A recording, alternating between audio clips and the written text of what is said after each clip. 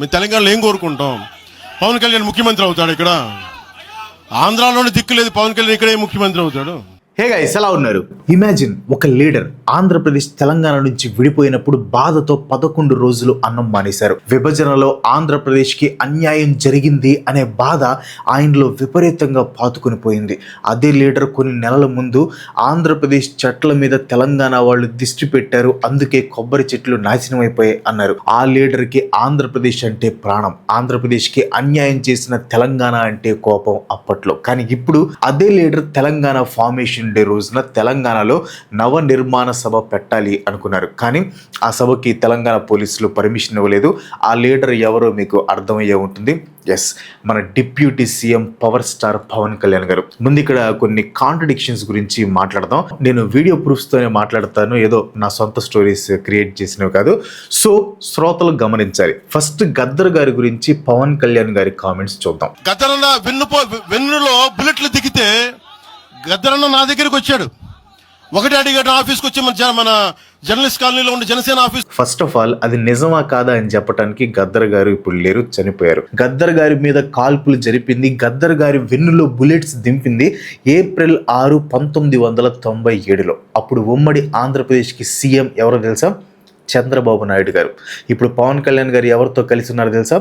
చంద్రబాబు నాయుడు గారు. ఇప్పుడు ఈ కామెంట్స్ చూడండి. తెలంగాణ సంస్కృతి మీద కానీ తెలంగాణ రాష్ట్ర ఏర్పాటు కానీ ఎప్పుడూ జనసేన వ్యతిరేకం కాదు. ఇది తెలంగాణ ప్రజలకి చాలా చాలా స్పష్టంగా తెలియజేస్తా ఉన్నాం. సో క్లియర్ గా తెలంగాణ ఏర్పాటుకి పవన్ కళ్యాణ్ గారు వ్యతిరేకం కాదు. ఇప్పుడు ఇది చూడండి. అన్ని బయటికి పంపించి రాష్ట్రాన్ని విడగొడితే నాకు ఏడుపు వచ్చింది. 11 రోజులు, ఒక్క రోజు కాదు, 2 రోజులు కాదు, 3 రోజులు కాదు, 11 రోజులు నేను అన్నం మానేశాను. సో ఇది హిపోక్రసియా లేదా ఎవల్యూషనా?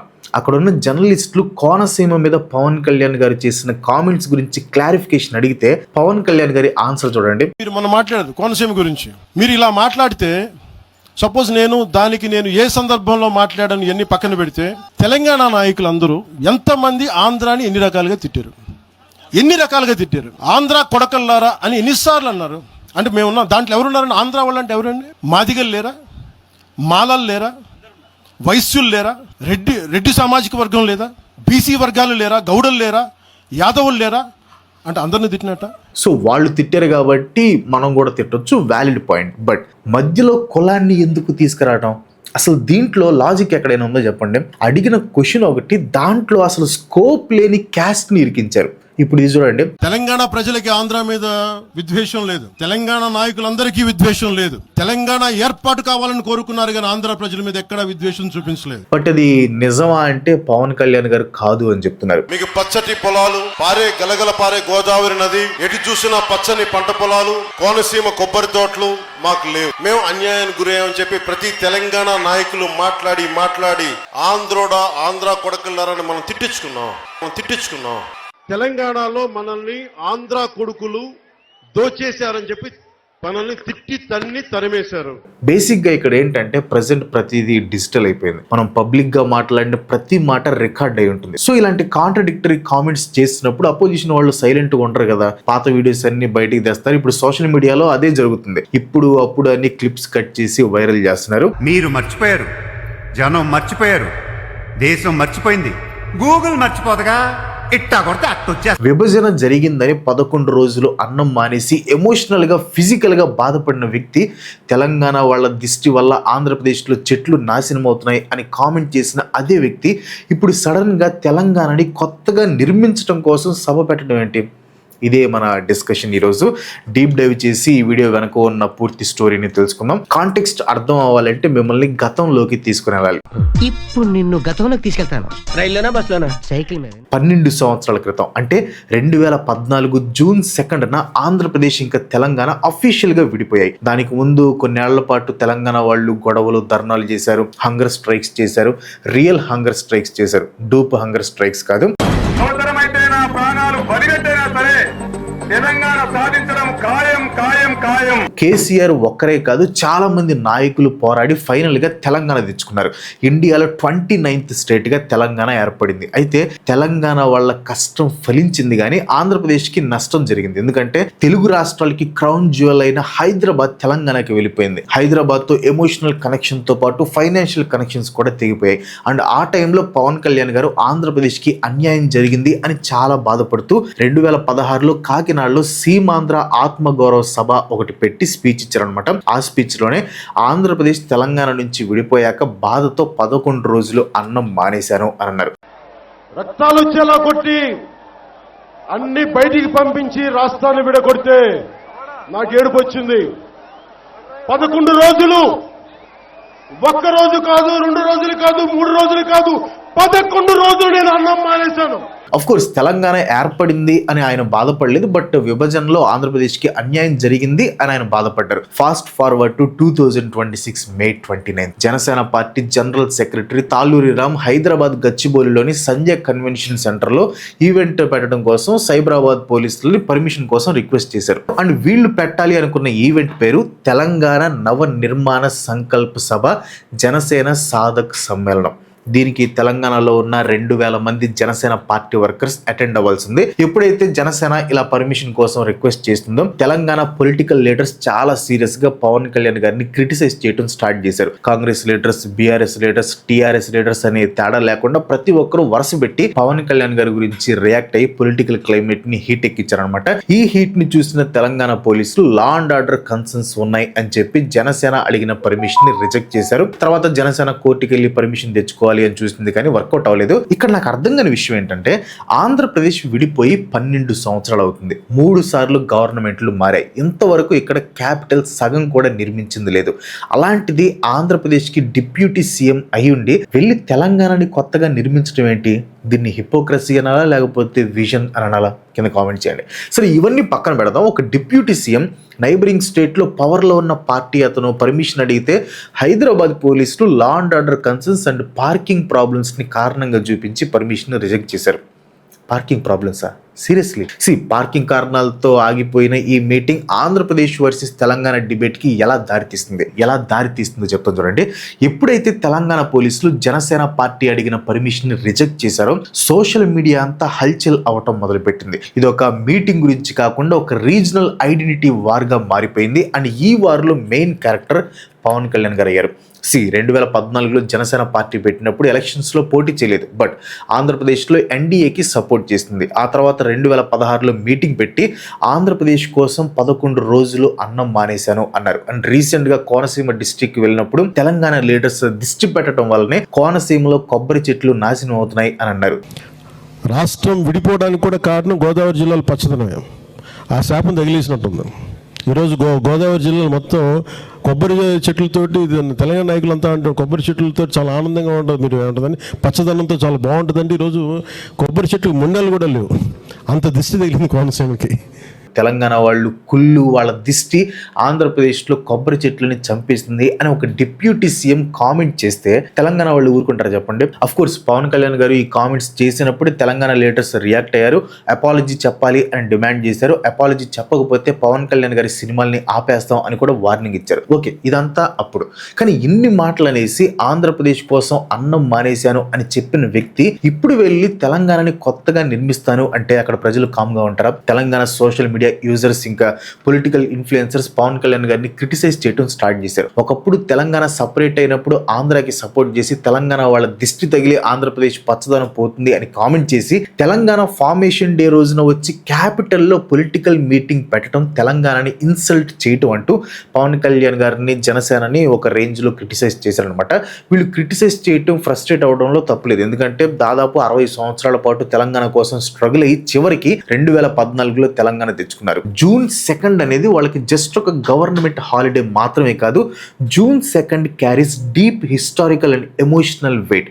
కోట్ల మంది తెలంగాణ ప్రజలకి జూన్ 2 అనేది ఒక ఎమోషనల్ డే. ఆ రోజున ఒక ఏపీ పొలిటీషియన్ వెళ్ళి ఒక పొలిటికల్ ఈవెంట్ పెట్టడం అనేది తెలంగాణ ప్రజల్ని రెచ్చగొట్టడం అవుతుంది అని వాళ్ళ ఫీలింగ్. ఆఫ్ కోర్స్ ఈ ఇష్యూకి ఇంకో సైడ్ లో పవన్ కళ్యాణ్ గారి సపోర్టర్స్ కూడా ఉన్నారు. ఈ సపోర్టర్స్ మోస్ట్లీ ఆంధ్రప్రదేశ్ నుంచి ఉంటే ఇంకొంతమంది తెలంగాణ నుంచి కూడా ఉన్నారు. వీళ్ళ నరేటివ్ ఏంటంటే పవన్ కళ్యాణ్ అవుట్ సైడర్ కాదు. అండ్ ఇంతకు ముందు వరకు హైదరాబాద్ అనేది షేర్డ్ క్యాపిటల్ అండ్ తెలంగాణలో జనసేన పార్టీ ఉంది, యాక్టివ్ జనసేన వర్కర్స్ ఉన్నారు, ప్లస్ జనసేన పెట్టాలి అనుకుంది ఇండోర్ మీటింగ్ కాబట్టి పోలీసులు డిప్యూటీ చీఫ్ మినిస్టర్ కి పర్మిషన్ ఇవ్వకపోవడం కరెక్ట్ కాదు అని అంటున్నారు. అఫ్ కోర్స్ ఇంత జరుగుతుంటే తెలుగు న్యూస్ ఛానల్స్ ఎందుకు ఊరుకుంటాయి చెప్పండి? అటు తెలంగాణ వాళ్ళకి సపోర్ట్ చేస్తూ కొన్ని న్యూస్ ఛానల్స్ డిబేట్ పెట్టి పవన్ చేసిన ఓల్డ్ స్టేట్మెంట్స్ ని బయటకు తీస్తుంటే ఒక స్టేట్ డిప్యూటీ సీఎం కి అవమానం చేసి కాంగ్రెస్ తప్పు చేస్తుందని ఇంకొన్ని ఛానల్స్ డిబేట్ చేస్తున్నాయి. అయితే ఇక్కడ ఇంపార్టెంట్ విషయం ఏంటంటే రీసెంట్ గా జరిగిన ప్రొఫెసర్ నాగేశ్వరరావు గారి కాంట్రవర్సీ, దీని గురించి నేను డీటెయిల్ గా వీడియో కూడా చేస్తాను, కావాలంటే వెళ్ళి చూడండి. సో పవన్ కళ్యాణ్ గారికి సీనియర్ జర్నలిస్ట్ నాగేశ్వరరావు గారికి మధ్యలో జరిగిన కాంట్రవర్సీతో ఆల్రెడీ టెన్షన్స్ రైజ్ అయ్యి ఉన్నాయి. ఇలాంటి టైంలో తెలంగాణ జనసేన ఈవెంట్ పెడితే టెన్షన్స్ ఇంకా పెరిగే ఛాన్స్ ఉంది కాబట్టి తెలంగాణ పోలీసులు జనసేన పార్టీకి పర్మిషన్ ఇవ్వలేదు. పవన్ కళ్యాణ్ గారు కాకినాడ సభలో బైఫర్కేషన్ జరిగినప్పుడు ఆ బాధతో 11 రోజులు అన్నం మానేశాను అని చెప్పారు. ఆంధ్ర ఐడెంటిటీ గురించి, ఆంధ్ర రిసోర్సెస్ గురించి చాలా ఎమోషనల్ గా మాట్లాడారు. ఈ బైఫర్కేషన్ వల్ల ఆంధ్రప్రదేశ్ కి అన్యాయం జరిగిందని, ఈ విషయంలో పీఎం మోదీ జోక్యం చేసుకోవాలి అని డిమాండ్ చేశారు. అందులో ఎటువంటి తప్పు లేదు, ఎందుకంటే బైఫర్కేషన్ తర్వాత ఆంధ్రప్రదేశ్ నిజంగానే చాలా ఛాలెంజెస్ ని ఫేస్ చేసింది. సో పవన్ కళ్యాణ్ గారు చెప్పింది లెజిటిమేట్ పాయింట్. బైఫర్కేషన్ జరిగినప్పుడు పవన్ కళ్యాణ్ గారు ఆంధ్రకి సపోర్ట్ చేశారు కాబట్టి ఆటోమేటిక్ గా తెలంగాణ ప్రజలు ఆయన్ని తెలంగాణకి ఆపోజిట్ గా చూస్తారు, అది కామన్. సో ఒకప్పుడు తెలంగాణ ఏర్పాటును వ్యతిరేకించిన ఒక లీడర్ ఇప్పుడు హైదరాబాద్ వచ్చి తెలంగాణ నవనిర్మాణ సభని ఎలా కండక్ట్ చేస్తాడని అక్కడ లీడర్స్ క్వశ్చన్ చేస్తున్నారు. మినిస్టర్ పొన్నం ప్రభాకర్ గారు కూడా దీని గురించి ఏం మాట్లాడారు చూడండి. తెలంగాణ ఏర్పడితే 11 రోజులు అన్నం తినటువంటి బెదవాచి ఇక్కడ మా తెలంగాణ పట్ల ఏదో ముసలి కన్నీరు గారు తొక్కం రెచ్చగొట్టేటువంటి విద్వేషపూరితమైన వ్యాఖ్యలు మాట్లాడడం ద్వారా తెలంగాణ వాతావరణాన్ని కలుషితం చేయాలి అనేటువంటి రేటు ఫిక్స్ చేసుకొని భారతీయ జనతా పార్టీ తోటి తెలంగాణలో ఈ నటన స్టార్ట్ చేసిండు. తెలంగాణలో రియల్ ప్రాబ్లమ్స్ అయితే ఉన్నాయి. అన్ఎంప్లాయ్మెంట్, రైతుల కష్టాలు, డబుల్ బెడ్రూమ్ ఇల్లు లేట్ అవటం, హైదరాబాద్ ఇన్ఫ్రాస్ట్రక్చర్ ప్రెషర్, ఇలాంటి ఇష్యూస్ చాలా ఉన్నాయి. ఇక్కడ కొంతమంది చెప్తుంది ఏంటంటే ఒకవేళ పవన్ కళ్యాణ్ గారికి నిజంగానే తెలంగాణని నవనిర్మాణం చేయాలి అని అంత ఇంట్రెస్ట్ ఉంటే ఆయన తన పార్టీ లీడర్స్ని కొన్ని నెలల ముందే గ్రౌండ్ లెవెల్కి పంపాల్సింది. వెల్ఫేర్ క్యాంపులు లాంటివి పెట్టి గ్రౌండ్ లెవెల్లో ముందుగానే వర్క్ చేసి ఉండాల్సింది. కానీ మినిమం గ్రౌండ్ వర్క్ కూడా చేయకుండా కరెక్ట్గా తెలంగాణ ఫార్మేషన్ డే రోజుకి కొన్ని రోజుల ముందే ఈ అనౌన్స్మెంట్ ఇవ్వడానికి రీజన్ మ్యాక్సిమం మీడియా అటెన్షన్ దొరుకుతుంది కాబట్టి. సో ఇది నవనిర్మాణం కాదు, నవ డ్రామా అని సెటైర్స్ వేస్తున్నారు వాళ్ళు. సో తెలంగాణలో ఈ రియాక్షన్ అనేది నార్మల్ పొలిటికల్ ఫైట్ మాత్రమే కాదు, ఇది ప్యూర్లీ పర్సనల్. ఎవరైనా అవుట్ సైడర్స్, మెయిన్గా ఏపీ లీడర్ వచ్చి అక్కడ పొలిటికల్ స్పేస్ని ఆక్యుపై చేయాలి అని చూసినప్పుడు అక్కడ జనాలు తమ తెలంగాణ ఐడెంటిటీకి థ్రెట్ వస్తుంది అని ఫీల్ అవుతారు కొంతమంది. ప్రొఫెసర్ నాగేశ్వరరావు గారి కాంట్రవర్సీ జరిగినప్పుడు సీన్ అర్థమైపోయింది. ఎప్పుడైతే తెలంగాణ జర్నలిస్టులు పవన్ కళ్యాణ్ గారికి అగెనిస్ట్ గా ప్రొటెస్ట్ చేశారో దానికి కౌంటర్ గా ఎప్పుడైతే జనసేన లీడర్లు ఆయన్ని ఎవడాపుతాడో చూస్తాం అని డైలాగులు వేశారో అప్పుడే అట్మాస్ఫియర్ మొత్తం హీట్ ఎక్కిపోయింది. తెలంగాణ యాక్టివిస్టులు ఆయన్ని రానివ్వం అని ఓపెన్ గా వార్నింగ్లు ఇచ్చారు. అండ్ పూనం ప్రభాకర్ రావు గారు అయితే ఆన్ రికార్డ్ తెలంగాణ లోకల్ నుంచి ఎవరైనా ఆ మీటింగ్ కి వెళ్తే అది తెలంగాణకి అవమానం అని స్ట్రాంగ్ గా చెప్పారు. ఈ విధంగా తెలంగాణ చూపు పడితే కోనసీమ కొబ్బరి చెట్లు ఎండిపోతున్నాయన్నాక తెలంగాణ రక్తం ఉన్న ఏ బిడ్డ సినిమాలు అభిమానించిన అటువంటి వాని పట్ల ఇక్కడ సభకు పోతే కూడా వాళ్ళ తల్లిదండ్రులకు ద్రోహం చేసినట్టే అని భావిస్తా ఉన్నాను నేను ఈరోజు. జర్నలిస్టులకి బాగా తెలుసు తెలంగాణ ప్రజలకి ఈ కోపం ఏదో ఒక రోజులో వచ్చింది కాదు, లేయర్ బై లేయర్గా బిల్డ్ అయింది. 2025 ఎండింగ్లో పవన్ కళ్యాణ్ గారు తెలంగాణ గురించి ఈవిల్ ఐ కామెంట్స్ చేసిన విషయంలో అపాలజీ చెప్పలేదు. ఆ తర్వాత నాగేశ్వరరావు గారి కాంట్రవర్సీ, ఇవన్నీ హోల్డ్లో ఉండగానే తెలంగాణ ఫార్మేషన్ డే రోజు నవనిర్మాణ సభ అనౌన్స్మెంట్ చేశారు. దీంతో జనాల్లో కోపం ఒక్కసారిగా పెరిగిపోయింది. ఒక నార్మల్ తెలంగాణ సిటిజన్కి జూన్ 2 అనేది ఒక హోలీ డే లాంటిది. దాదాపు 58 సంవత్సరాల లాంగ్ స్ట్రగుల్ అండ్ సాక్రిఫైసెస్ తర్వాత వచ్చిన రోజు. పవన్ కళ్యాణ్ గారి ఫ్యాన్స్ కూడా అదే రోజు మీటింగ్ పెట్టడాన్ని కొంచెం అవుట్ ఆఫ్ కాంటెక్స్ట్ గా చూస్తున్నారు. తెలంగాణలో ఉన్న జన సైనికులు మాత్రం చాలా రోజులుగా తమ లీడర్ వస్తాడని, జోషిస్తాడని ఎంతో ఆశగా వెయిట్ చేశారు. పర్మిషన్ క్యాన్సిల్ అవడంతో వాళ్ళు బాగా ఫ్రస్ట్రేట్ అవుతున్నారు. న్యూట్రల్ గా ఉండే ఓటర్స్ ఈ డ్రామా మొత్తం చూసి ఇది కావాలని క్రియేట్ చేసిన మ్యానుఫ్యాక్చర్డ్ స్ట్రామ్ అని ఫీల్ అవుతున్నారు. ఇటు కాంగ్రెస్ కి తమ ఏరియాలో వేరే పార్టీలు బేస్ ని బిల్డ్ చేసుకోవటం ఇష్టం లేదు. అటు పవన్ కళ్యాణ్ గారికి ఏమో media attention and political expansion కావాలి. సో ఈ డ్రామా వల్ల ఇద్దరికి లాభమే అని సింపుల్ గా నవ్వుకుంటున్నారు మామూలు జనాలు. ఇప్పుడు మనం డిఫరెంట్ పొలిటికల్ లీడర్స్ ఎలా రెస్పాండ్ అవుతున్నారో చూద్దాం.